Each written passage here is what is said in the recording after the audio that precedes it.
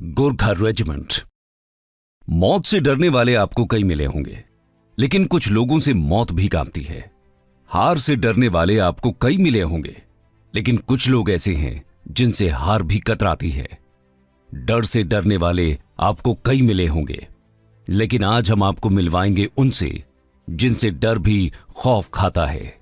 दोस्तों, हम बात कर रहे हैं गोरखा रेजिमेंट की। अगर कोई व्यक्ति कहता है कि वो मरने से नहीं डरता, तो या तो वो झूठ बोलता है या फिर वो एक गोरखा है। ये वाक्य हैं भारतीय सेना के प्रथम फील्ड मार्शल सैम मानेकशॉ के। यूं तो पूरी दुनिया में इंडियन आर्मी की मिसाल दी जाती है, लेकिन इसमें भी अलग अलग रेजिमेंट्स का अपना अपना महत्व है, जिसमें सबसे ज्यादा गोरखा रेजिमेंट का जिक्र होता है।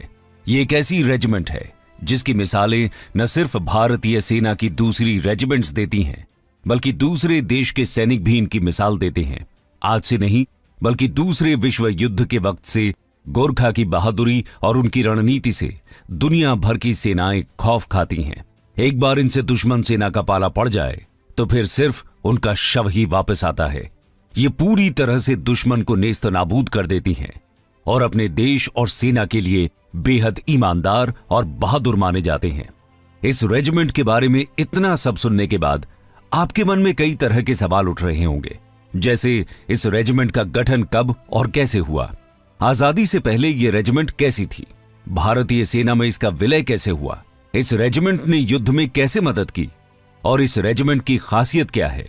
तो चलिए शुरू करते हैं गोरखा रेजिमेंट की गौरव गाथा। Origin of Gorkha regiment. Gorkha Nepal की एक जाति है जो स्वभाव से बहुत ही आक्रामक होती है। इसके साथ ही वो रक्षा करने के लिए अपनी जान तक गंवाने के लिए तैयार रहते हैं। इसलिए गोरखा का अर्थ प्रोटेक्टर भी माना जाता है। गोरखा रेजिमेंट का एक शानदार इतिहास रहा है। भारतीय सेना के गोरखा जवानों के अस्तित्व का इतिहास अगर खोजा जाए तो इसकी लकीरें गोरखा की पहाड़ी क्षेत्र की गहराइयों में ट्रीटी ऑफ सुगौली के साथ शुरू होती है। लेकिन इससे पहले भी देखें तो गोरखाओं को एक सैनिक के तौर पर 1809 में महाराजा रणजीत सिंह ने अपने सिख एम्पायर की सेना में शामिल किया था, जहां पर गोरखास ने सिख आर्मी को सर्व तो किया, लेकिन वहां पर वो अपनी कोई खास पहचान नहीं बना पाए। गोरखा को पहचान दी अंग्रेजों ने जब 1816 में एंग्लो नेपाली वॉर के बाद ट्रीटी ऑफ सुगौली पर सिग्नेचर किए गए। इस संधि में नेपाल और अंग्रेजों के बीच तय हुआ कि ब्रिटिश भारतीय सेना में नेपाल के गोरखा भर्ती हो सकते हैं। इसके पीछे भी एक बड़ी दिलचस्प कहानी छिपी है, चलिए जानते हैं। यह संधि ईस्ट इंडिया कंपनी और नेपाल राजशाही के बीच 1814 से 1816 तक चले एंग्लो नेपाल वॉर के बाद हुई थी। दरअसल 18वीं सदी में जब ईस्ट इंडिया कंपनी भारत में अपने पैर पसारने में लगी हुई थी, तब बॉर्डर एरिया को लेकर नेपाल के साथ भी उसके टकराव हुए। इस समय नेपाल भी अपने गोरखा सैनिकों के साथ सीमा विस्तार में लगा हुआ था। 1767 में अंग्रेजों ने अपने 2500 सैनिक उन्हें रोकने के लिए भेजे, लेकिन पहाड़ी इलाका और कड़ाके की ठंड में गोरखाओं से जंग में सारे के सारे अंग्रेजी सैनिक मारे गए। अंग्रेजी सैनिक इस जंग में पीछे तो हट गए, लेकिन हार नहीं मानी। वो बीच बीच में गोरखाओं से युद्ध करते रहे, लेकिन 1814 में गोरखाओं और अंग्रेजों के बीच निर्णायक युद्ध छिड़ गया, जो 1816 तक चला। ये युद्ध उत्तराखंड के नालापानी में लड़ा गया था, जहां एक फोर्ट में कैप्टन बालभद्र कुंवर 600 लड़ाकों के साथ मौजूद थे। इन 600 लोगों में आधे तो स्त्री और बच्चे शामिल थे।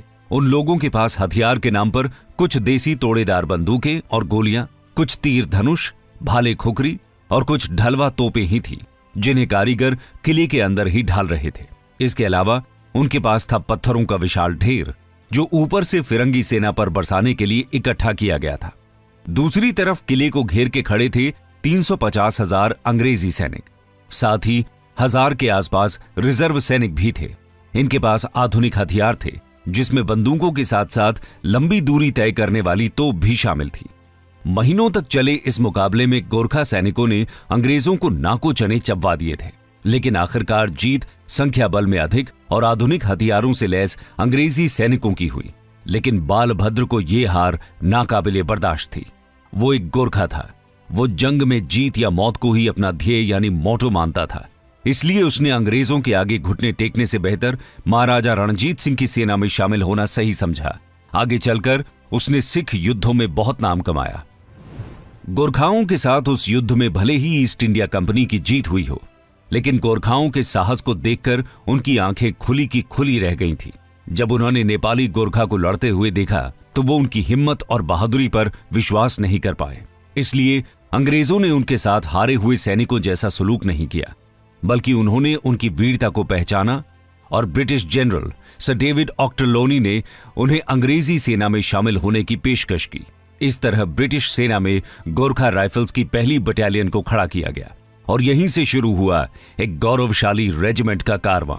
इस रेजिमेंट को लेकर ब्रिटेन के प्रिंस ने एक बार कहा था, in the world there is only one secure place, that's when you are between Gurkhas. British East India Company के जनरल डेविड ऑक्टरलोनी ने अपने दुश्मनों को अपनी सेना में भर्ती करने का एक जुआ खेला था, लेकिन यह कदम उनके लिए हद से ज्यादा फायदेमंद रहा। नेपाल से आए इन जवानों ने भारत में ब्रिटिश सेना को पैर जमाने में बहुत बड़ी भूमिका निभाई। चाहे वो एंग्लो सिख वॉर हो या फिर अफगान वॉर, हर जगह ब्रिटिश आर्मी ने इन गोरखा को जंग में सामने रखकर पूरे भारत पर कब्जा कर लिया। 1914 तक ब्रिटिश इंडियन आर्मी में गोरखा राइफल्स की 10 रेजिमेंट को स्थापित कर दिया गया था। अंग्रेजों द्वारा स्थापित गोरखा रेजिमेंट ने दोनों विश्व युद्धों के दौरान राष्ट्रमंडल सेनाओं में एक महत्वपूर्ण भूमिका निभाई, जिसमें पश्चिम में मोंटे कैसिनो से लेकर पूर्व में ट्रॉपिकन रंगून तक हर जगह कार्रवाई देखी गई। इसके अलावा उत्तर अफ्रीकी अभियान के दौरान अपने शत्रुओं पर गोरखा रेजिमेंट ने जिस तरह वॉर किया, जर्मन कोर भी उनके कायल हो गए थे। जर्मन कोर ने गोरखाओं के सम्मान में एक सर्टिफिकेट भी दिया था। गोरखा जिस युद्ध में गए वहां सम्मान अर्जित करके ही वापस आए। भारत के स्वतंत्र होने के बाद नवंबर 1947 में ट्रीटी ऑफ सुगौली को एक त्रिपक्षीय संधि में बदल दिया गया। इसके अनुसार नेपाल के गोरखाओं को भारतीय सेना में सेवा देने या यूके जाने का विकल्प दिया गया था। इसके साथ ही गोरखा रेजिमेंट का भी बंटवारा किया गया। बंटवारे में 1st, 3rd, 4th, 5th, 8th और 9th गोरखा राइफल्स को भारतीय सेना में शामिल किया गया और 2nd, 6th, 7th और 10th गोरखा राइफल्स को अंग्रेजों ने अपने साथ ले जाने का फैसला किया। गोरखा रेजिमेंट के विभाजन के बाद ब्रिटिश सेना ने फैसला लिया कि ब्रिटिश सेना में शामिल होना गोरखा सैनिकों के लिए पूरी तरह से उनकी मर्जी पर निर्भर होगा। इसके लिए उन्होंने वोटिंग करवाने का फैसला किया। नतीजतन 7वें गोरखा राइफल्स और 10वें गोरखा राइफल्स में मौजूद सैनिकों ने बड़ी संख्या में अंग्रेजों के साथ जाने से मना कर दिया। वो भारतीय फौज में ही रहना चाहते थे। नतीजतन भारतीय सेना ने उन सैनिकों के लिए 11th गोरखा राइफल्स नाम से नई बटालियन स्थापित करने का फैसला किया। इसके बाद गोरखा रेजिमेंट ने आगे चलकर कई जंगों में अपने साहस का प्रदर्शन किया और जीत हासिल करते हुए कई मेडल अपने नाम किए। तो आइए चर्चा करते हैं भारत और भारतीय सेना के लिए गोरखास द्वारा किए गए योगदान की। Contribution of Gorkha regiment. Gorkha जवानों की वीरता आज की बात नहीं बल्कि सदियों पुरानी है। जब भी कहीं जरूरत होती है तो गोरखाओं को वहां जरूर तैनात किया जाता है। 1947 के बाद से रेजिमेंट विश्व के अलग अलग देशों में संयुक्त राष्ट्र संघ के विभिन्न शांति अभियानों का हिस्सा रही है। 1961 में कांगो युद्ध में 3rd गोरखा रेजिमेंट के कैप्टन गुरबचन सिंह सलारिया ने गोरखा सैनिकों के लक्ष्य को सच साबित किया। कैप्टन सलारिया ने कांगो युद्ध में अकेले ही 61 दुश्मनों को खुखरी से मौत के घाट उतारा और अंत में वीर गति को प्राप्त हो गए। इतना ही नहीं, कैप्टन सलारिया ने श्रीलंका में भारतीय शांति सेना में एक महत्वपूर्ण भूमिका निभाई थी और लेबनान और सिएरा लियोन में संयुक्त राष्ट्र के शांति अभियानों में भी शामिल रहे। 1962 में चीन से युद्ध में, 1965 और 1971 में पाकिस्तान के खिलाफ युद्ध अभियानों में भी गोरखाओं ने जांबाजी के साथ भाग लिया था। 1971 के भारत पाक युद्ध के दौरान सिलहट की लड़ाई में गोरखा वो पहले भारतीय योद्धा थे जिन्होंने पहली बार हेलीबॉर्न ऑपरेशन के तहत अटैक को अंजाम दिया, यानी हेलीकॉप्टर की सवारी करते हुए युद्ध किया। पाकिस्तान और चीन के खिलाफ हुई सभी जंगों में गोरखाओं ने शत्रु के सामने अपने अदम्य साहस और बहादुरी का लोहा मनवाया है। गोरखा रेजिमेंट को इन युद्धों में वीरता के लिए अनेक पदक और सम्मानों से अलंकृत किया गया है। गोरखा रेजिमेंट ने आजादी से पहले बड़े पैमाने पर विक्टोरिया क्रॉस मेडल जीते थे। भारत की स्वतंत्रता के बाद के समय में भी वीर गोरखा जवानों ने अपनी वीरता का परिचय जंग के मोर्चे पर बार बार दिया है। आजाद भारत में पहला अशोक चक्र सम्मान पाने वाले नर बहादुर थापा गोरखा रेजिमेंट के ही जवान थे। इसके अलावा गोरखा रेजिमेंट के जवान अभी तक 3 परमवीर चक्र, 33 महावीर चक्र और 84 वीर चक्र से सम्मानित किए जा चुके हैं। 39 बटालियनों में 30,000 गोरखा सैनिकों के 9 रेजिमेंटों में विभाजित होने के साथ भारत के पास ऐसे कई बहादुर योद्धा हैं जिन्होंने देश की सेवा की है। इंडियन आर्मी के चीफ रह चुके जनरल दलबीर सिंह सुहाग, पूर्व सीडीएस और army chief general Bipin Rawat से लेकर CDS lieutenant general Anil Chauhan 11th Gorkha rifle से ही हैं। ये तो बात हुई उनके योगदान की। अब बात करेंगे इस रेजिमेंट की खासियत की। What makes the Gorkha regiment special? दोस्तों, गोरखा रेजिमेंट की स्पेशलिटीज की बात करें तो सबसे पहले आता है उनका आदर्श वाक्य, कायर हुनु भंदा मुरनु रामरो, जिसका अर्थ है कायर होने से मरना बेहतर है, जिसको सुनकर दुश्मन युद्ध के मैदान में थर थर कांप जाता है। जय महाकाली आयो गोरखाली के युद्ध घोष के साथ गोरखा रेजिमेंट हर वक्त दुश्मन और विरोधी सेना से लोहा लेने के लिए तैयार रहती है। गोरखा मां काली या मां दुर्गा को बहुत मानते हैं। गोरखा सैनिकों के अनुसार मां काली उनको शक्ति प्रदान करती है। ये स्लोगन उनके अंदर जोश पैदा करता है। गोरखा जंग के मैदान में जब अपने नारों का जयकारा लगाते हैं तो उसको सुनकर ही दुश्मन भय से थर थर कांप उठता है। कहा जाता है कि जब भक्ति और शक्ति दोनों मिलते हैं तो एक गोरखा पैदा होता है। गोरखा जवानों की ट्रेनिंग से लेकर उनकी तैनाती तक भक्ति की बहुत ज्यादा अहमियत होती है। जंग के मैदान में गोरखा फौजियों का दुश्मन का सफाया करना ही एकमात्र लक्ष्य होता है। इसी युद्ध घोष के साथ कैप्टन मनोज पांडे ने कारगिल की लड़ाई में दुश्मनों के पांव उखाड़े। इसी युद्ध घोष के साथ परमवीर चक्र विजेता कैप्टन सलारिया ने शहादत दी थी और इसी युद्ध घोष के साथ मेजर धन सिंह थापा ने 1962 की लड़ाई में हिंदुस्तानी शौर्य से चीनियों का परिचय करवाया था। इस युद्ध घोष को सुनकर अच्छे अच्छों के प्राण पखेरु उड़ जाते हैं। इनकी दूसरी खासियत इनका हथियार है।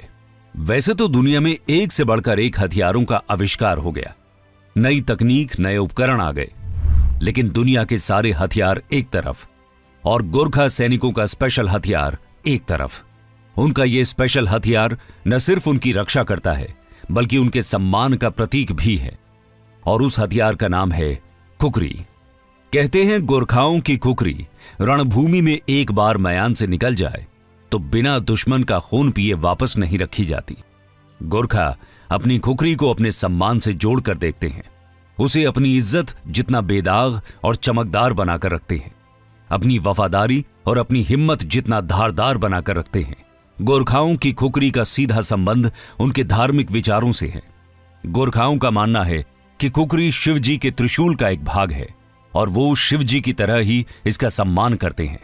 देखा जाए तो खुखरी गोरखाओं का इतिहास है, पहचान है, सम्मान है। ये उनके यूनिफॉर्म का एक हिस्सा है। अगर उनके पास खुखरी ना हो तो वो अपने आप को पूरा नहीं समझते और अगर उनके पास खुखरी हो तो दुश्मन पूरा यानी साबित नहीं बच सकता। मैदान से निकली खुखरी को देखकर दुश्मन का कलेजा कांप जाता है। देखने में ये आपको कोई कटार या तलवार जैसी लग सकती है, लेकिन बारीकी से देखने पर यह बहुत दिलचस्प है। खुखरी की लंबाई अलग अलग हो सकती है, लेकिन इसका ढांचा कमोबेश एक जैसा ही होता है। खुखरी के साथ 2 हथियार भी होते हैं जिसे चकमक कहा जाता है। यह मुख्य रूप से खुखरी को धार देने के लिए इस्तेमाल होती है। इसके अलावा यह आग जलाने के काम भी आती है। हर गोरखा सैनिक को 2 तरह की खुखरी दी जाती है। पहली, जिसे वो हथियार की तरह प्रयोग करते हैं, दूसरी सेरेमोनियल यानी समारोह के दौरान इस्तेमाल होने वाली। यह हथियार उन्हें उस वक्त दिया जाता है जब उनकी ट्रेनिंग पूरी हो जाती है। लेकिन ऐसा नहीं है कि गोरखा सैनिक सिर्फ खुखरी चलाने में ही माहिर हैं, बल्कि बंदूक पर भी उनके हाथ उतनी ही तेजी से चलते हैं जितनी तेजी से वे खुखरी चलाते हैं। खुखरी के अलावा गोरखाओं की खास पहचान है इनकी तीसरी स्पेशलिटी, उनके सर पर टिकी तिरछी टोपी, जो बीतते सालों के बावजूद उसी रौनक और उसी धमक के साथ वीर सैनिकों के सरों पर सजती है। लेकिन क्या आपने कभी सोचा है कि गोरखा सैनिक अपनी टोपियों को इतने सलीके से क्यों पहनते हैं? दोस्तों, इस टोपी का नाम है गोरखा तेराई हैट। इस सिग्नेचर हेडगियर का नाम नेपाल के तराई क्षेत्र से लिया गया है। गार्ड ड्यूटी और परेड के दौरान पहनी जाने वाली चौड़ी चौड़ी टोपी खाकी रंग की फेल्ट से बनी होती है। चिन स्ट्रैप जो टोपी को एक साथ रखता है, दाहिनी तरफ नीचे की ओर झुका होता है ताकि किनारा कान को छू ले। आप पूछ सकते हैं कि इसे इस तरह क्यों पहना जाता है, तो ये एक परंपरा है। हालांकि अन्य कारण भी हैं, जैसे गोरखा सैनिक कदकाठी से छोटे होते हैं। ये छोटे स्ट्रैप को एक्सप्लेन करता है ताकि वो लोग भी बाकी सैनिकों के समान दिखें। किसी भी सैनिक के लिए टोपी और पट्टे का आकार नहीं बदला जाता और इसे गोरखा परंपरा के समान ही रखा जाता है। टोपी का पट्टा होठों के ठीक नीचे रखा जाता है, जो हमेशा तना रहता है, जिससे बात करना मुश्किल होता है। ये उन्हें मुख के स्थान पर अपने कार्यों के साथ बोलने की याद दिलाता है। आज देश में 14 गोरखा ट्रेनिंग सेंटर हैं। देश की रक्षा में अपना जीवन कुर्बान करने वाले शहीदों ने इस सेंटर का नाम हमेशा गर्व से ऊंचा किया है। गोरखा सिपाही निडरता की ट्रेनिंग के बाद अजेय विजेता योद्धा बनते हैं। गोरखा सैनिकों की 42 हफ्ते की कठिन ट्रेनिंग होती है। इसमें ये सैनिक फिजिकली और मेंटली तौर पर काफी मजबूत हो जाते हैं और किसी भी हालात में देश की सेवा करने के लिए तैयार हो जाते हैं। ट्रेनिंग में छोटे बड़े हथियार से लेकर बड़े हथियार तक चलाना सिखाया जाता है। इसमें सबसे अहम आमने सामने की लड़ाई की ट्रेनिंग होती है, जिसमें उन्हें सामने से दुश्मन को मात देने के बारे में सिखाया जाता है। भारत की अलग अलग गोरखा राइफल रेजिमेंट सामूहिक रूप से रेजिमेंटल उद्देश्यों के लिए गोरखा ब्रिगेड के रूप में जानी जाती हैं। भारत से सरहदों की नजदीकी और संस्कारों का साझा इतिहास गोरखा रेजिमेंट पर साफ झलकता है। एक समय पर इस रेजिमेंट में सिर्फ नेपाल के जवान भर्ती होते थे और अब भारत के पहाड़ी इलाकों के गोरखा जवान भी इसमें भर्ती होते हैं। इसमें उत्तराखंड से लेकर पूर्वोत्तर तक के जवान शामिल हैं। पहाड़ी इलाकों से आने के कारण गोरखा किसी भी कंडीशन में अपने आप को ढाल लेता है और हर परिस्थिति में अपने आप पर काबू रखते हुए दुश्मन पर विजय पा लेता है। गोरखाओं का पराक्रम ऐसा है कि ब्रिटिश आर्मी और भारतीय सेना के अलावा भी और देशों में इनकी उपस्थिति है। ब्रुनेई के सुल्तान के पास खास गोरखा रिजर्व यूनिट है, तो सिंगापुर के पास अपना गोरखा कंटिंजेंट। लेकिन भारत की गोरखा रेजिमेंट की वीरता का दुनिया में कोई सानी नहीं। गोरखा सैनिक देखने में जितने सरल लगते हैं, दुश्मन के सामने उतने ही खूंखार हो जाते हैं। ऐसे ही है गोरखा। 2 चेहरे हैं उनके, एक अनुशासन वाला और दूसरा विरोधियों के लिए खौफ का चेहरा। चाहे आतंक विरोधी ऑपरेशन हो या दुनिया के किसी कोने में लड़ा जा रहा युद्ध, गोरखा का नाम सुनकर दुश्मन आधी जंग वहीं हार जाता है। कंक्लूजन। तो दोस्तों, ये थी गोरखा रेजिमेंट, जो 207 वर्षों से इंडियन आर्मी का गौरव है। हर गोरखा जवान उस सर्वोच्च परंपरा का प्रतीक है, जहां देश ही सबसे पहले होता है। अपने निर्माण से लेकर अब तक छोटे कद काठी के ये अद्भुत सैनिक, जो अपने कर्म के लिए अपने प्राण तक न्यौछावर कर देते हैं, ऐसे महान योद्धाओं को न कोई टक्कर दे सका है, न भविष्य में दे पाएगा। जय हिंद, जय भारत।